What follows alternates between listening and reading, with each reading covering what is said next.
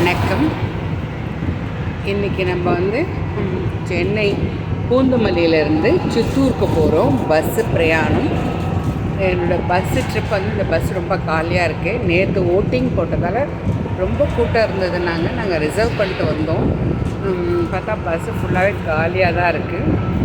எங்களோட மாடெல்லாம் போயிட்டுருக்கு.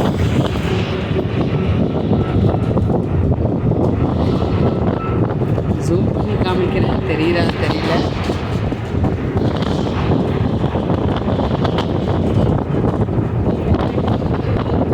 மாடுலாம் போயிட்டுருக்கு. பஸ் ரொம்ப காலியாக இருக்குது. தெலுங்கில் எழுதியிருக்கு, பார்க்கலாம். ஜூம் பண்ணி காட்டுறேன்.